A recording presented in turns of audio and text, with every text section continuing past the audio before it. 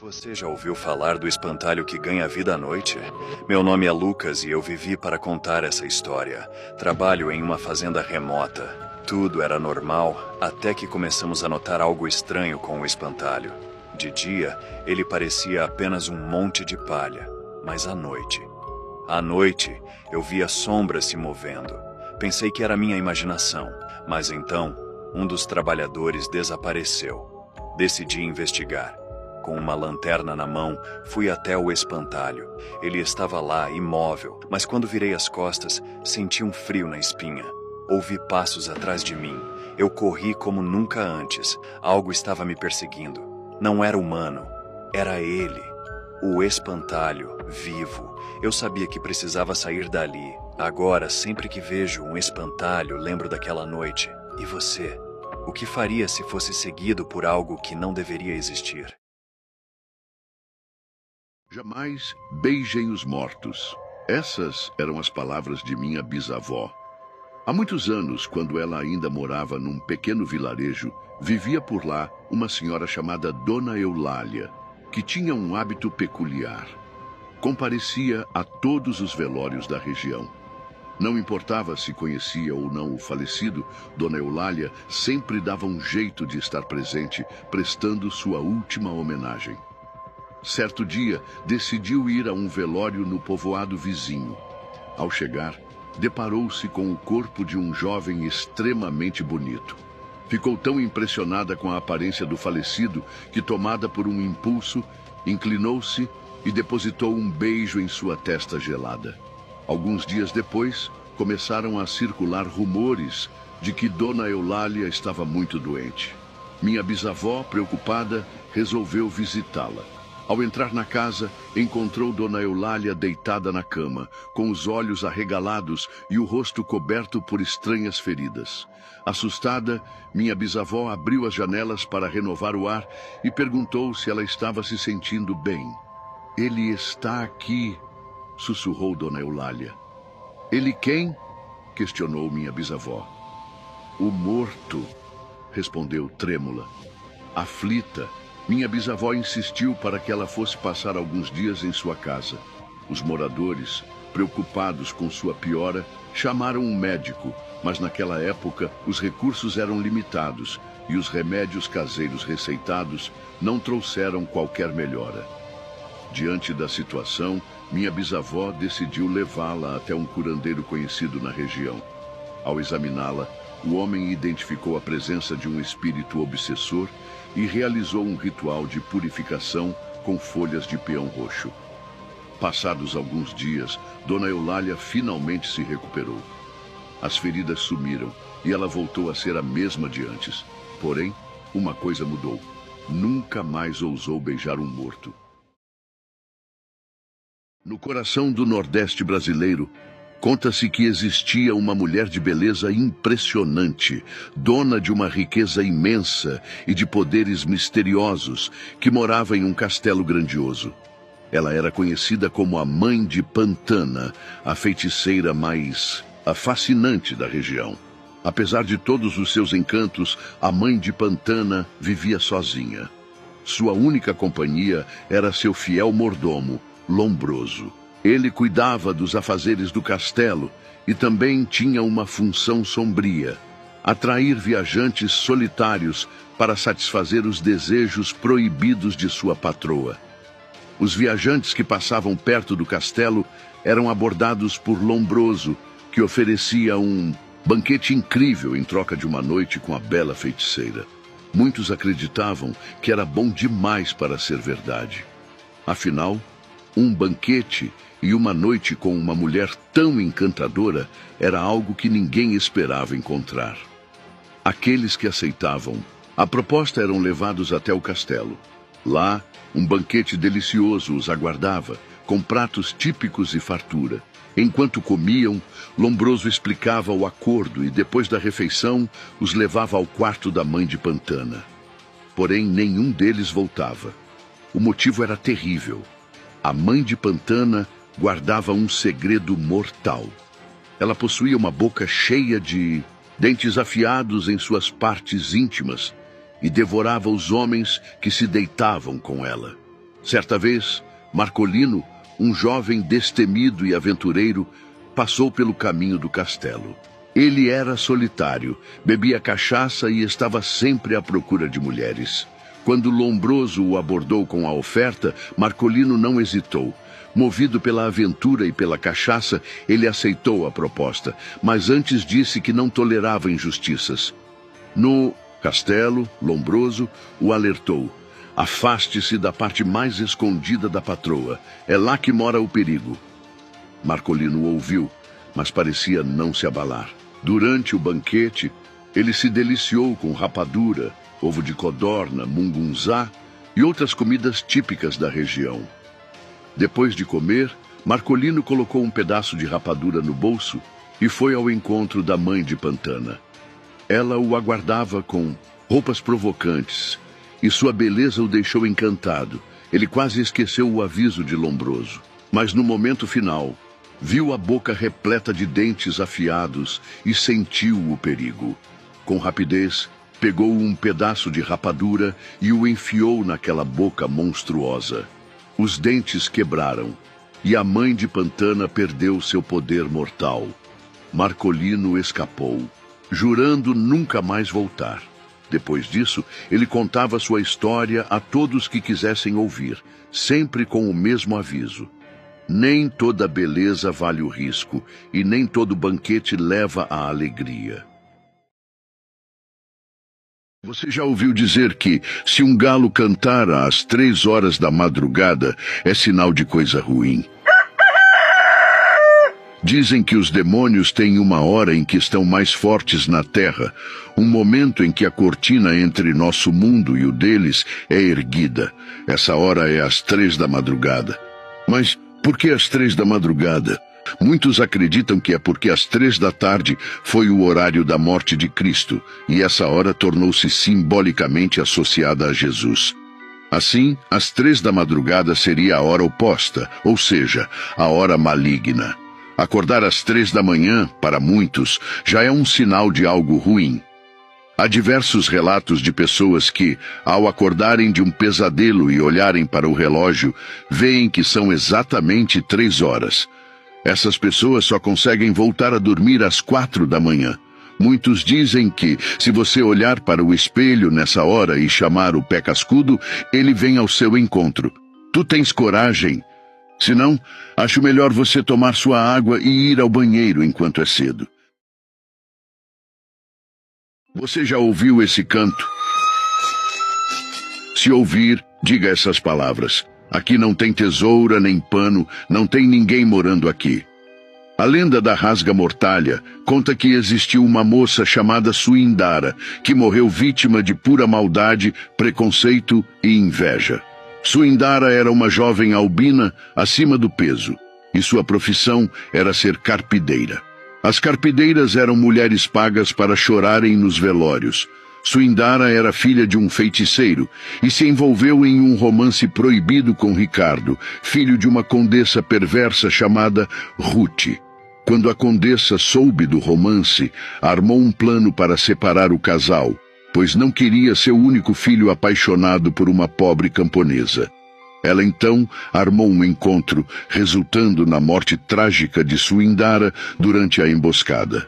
No cemitério, no velório de Suindara, seu pai, Eliel, inconformado com a perda, recorreu ao tarô para saber a verdade sobre a morte da filha. Ao descobrir que sua filha foi morta por amar Ricardo, Eliel executou um ritual poderoso que deu vida à estátua de uma coruja branca no túmulo de Suindara. A coruja, agora viva, sobrevoa a cidade emitindo um canto estranho, semelhante ao som de roupa de seda sendo rasgada. Ela pousou na sacada da residência da Condessa Ruth e passou a noite inteira, assombrando-a com seus gritos. No dia seguinte, a Condessa Ruth foi encontrada morta e suas roupas de seda rasgadas, como se alguém tivesse cortado. Desde então, a rasga-mortalha solta seus gritos aterrorizantes sempre que alguém está próximo da morte, criando uma superstição de mau agouro no norte e nordeste do Brasil. As pessoas temem a sua presença. Se você ver uma rasga-mortalha, existem palavras específicas para afastar o agouro da coruja. Aqui não tem tesoura nem pano, não tem ninguém morando aqui. Ou, como minha avó gritava, viva os noivos! E você, o que costuma dizer? Você costuma dormir com os pés de frente para a porta? Se sim, pare agora. Coisas que você nunca deve fazer.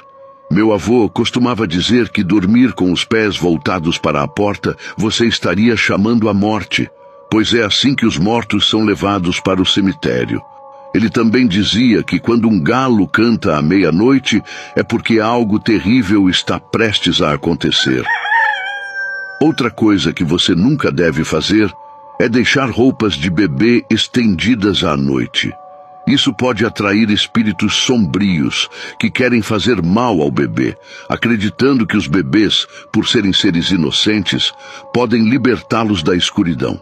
E você sabia que, se mastigar chiclete durante a madrugada, você não estará mastigando chiclete, mas sim as cartilagens dos mortos?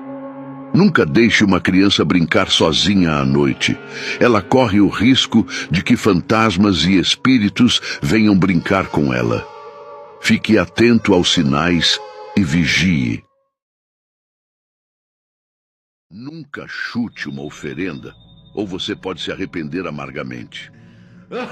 2 rapazes, Pedro e João, saíam da igreja tarde da noite. A trilha de terra era escura e silenciosa, com o sertão mergulhado em sombras. No meio do caminho, depararam-se com um despacho. Velas acesas, cachaça, frutas e um maço de dinheiro dispostos cuidadosamente. Pedro, debochado, cuspiu ao lado. João foi além. Com um chute, espalhou tudo pela estrada e riu. Vamos ver se o santo vem buscar. Seguiram pelo caminho, rindo alto, mas o ambiente mudou. A lua se escondeu e um silêncio sufocante tomou conta. O ar ficou pesado e eles sentiram como se algo os observasse. Então, passos começaram a ecoar atrás deles. Mas ao olhar, não havia ninguém. De repente, um cheiro agridoce preencheu o ar. As sombras das árvores pareciam ganhar vida e se mexer sozinhas. Uma figura surgiu ao longe, com olhos ardendo como brasas e adornada por colares e folhas secas na cabeça. Era uma presença implacável, algo que não perdoa desrespeito. Pedro caiu no chão, imobilizado por um peso invisível, enquanto João tentava correr, mas a trilha o arrastava sempre de volta ao mesmo ponto. A entidade que os perseguia carregava uma fúria antiga, um orixá vingativo que veio cobrar sua dívida. Dias depois, encontraram Pedro vivo, mas paralisado e mudo. Seus olhos estavam vazios, presos em algo além deste mundo. De João, não restou nenhum vestígio. Ele desapareceu para sempre. Lembre-se, respeite todas as religiões, porque algumas não têm misericórdia. Se você tem o costume de usar essa expressão, pare agora. Pode parecer inofensivo, mas há quem acredite que seu uso carrega implicações sombrias. Vou explicar o motivo pelo qual essa palavra é vista como maligna por algumas tradições cristãs. De acordo com certos estudiosos religiosos, ela estaria associada a Moloque, um deus pagão mencionado em antigos textos bíblicos. Moloque, ou Malca, como também era conhecido, era venerado por povos como os amonitas, que acreditavam que sacrificar seus filhos a ele garantia prosperidade, vitórias em batalhas e colheitas abundantes. Os rituais dedicados a Moloque eram aterrorizantes. Crianças eram colocadas dentro de estátuas ocas de metal que representavam o deus. Essas estátuas eram aquecidas até se tornarem incandescentes, transformando o interior em um forno. Qualquer demonstração de lamento por parte dos pais era considerada uma afronta à divindade. Se isso acontecesse, os próprios pais eram atirados ao fogo, pois se acreditava que sua fraqueza poderia fazer Moloque rejeitar a oferenda. Alguns cristãos alertam que palavras como moleque ou danado, usadas para descrever crianças, podem, sem intenção, invocar essa antiga prática, como se simbolicamente você estivesse entregando seu filho a uma entidade obscura. Mesmo sem perceber, ao usar essas expressões, você poderia estar reforçando uma conexão espiritual perigosa. Por isso, pense bem antes de escolher as palavras para se referir aos seus filhos. Algumas tradições acreditam que o poder das palavras vai muito além do que imaginamos. Você já deixou um copo de água ao lado da cama? Se a resposta for sim, talvez seja melhor reconsiderar esse hábito. Certa noite, meu avô acordou sentindo-se estranhamente exausto, como se tivesse sido atropelado por um trator enquanto dormia. Ele não conseguia entender por que acordava tão debilitado todos os dias, já que sempre gozou de uma saúde de ferro. Sua rotina, que consistia em cuidar do sítio, era sua fonte de felicidade, e ele nunca havia se sentido assim antes. Minha tia, preocupada, o levou ao médico, mas os exames não apontaram nenhum problema. Tudo parecia normal. No entanto, na noite seguinte, enquanto cochilava em sua cama, um som bizarro o fez abrir os olhos. Era o estalo de ossos quebrando, mas não era apenas isso. Ele sentia um calafrio percorrê-lo. Ao olhar para o canto do quarto, viu uma figura estranha e macabra. Uma mulher extremamente magra, com grandes olhos e uma boca que, embora estivesse levemente curvada, parecia distorcida de um modo que não conseguia entender. Ele ficou paralisado de medo. A mulher não olhava para ele, como se sua presença fosse irrelevante, como se ele fosse invisível. Lentamente, a figura começou a se mover, curvada, com uma leveza arrepiante. Ela se aproximou do copo de água ao lado da cama e, sem tocar em nada mais, desapareceu na escuridão da noite. Na manhã seguinte, ao olhar para o copo, meu avô ficou perplexo. Estava completamente vazio. Como isso seria possível? Ele não havia bebido água durante a noite. Intrigado e assustado, decidiu contar à minha tia o que acontecera, e ela imediatamente o levou até um padre. O padre ouviu atentamente a história e, com um olhar grave, disse que talvez o que ele estivesse lidando fosse um espírito obsessor, uma entidade que, em vida, morrera de sede. Espíritos como esse se alimentam da vitalidade dos vivos, sugando suas energias. Quando o espírito bebia da água, também absorvia a força vital do meu avô, tornando-o cada vez mais fraco, cansado e sem energia. Esse desgaste afetava sua saúde, sua vida pessoal e até seu trabalho. Então, deixo a pergunta para você. Será que ao deixar um copo de água ao lado da cama, você não está atraindo algo que não pode ver, mas que talvez está à espreita, esperando o momento certo para se alimentar da sua vitalidade? E você, tem coragem de deixar um copo de água ao lado da cama após ouvir isso? Deixe seu like, comente sua opinião e compartilhe com quem você acha que deveria saber da verdade por trás da sede que mata. Jamais faça isso dentro de sua casa.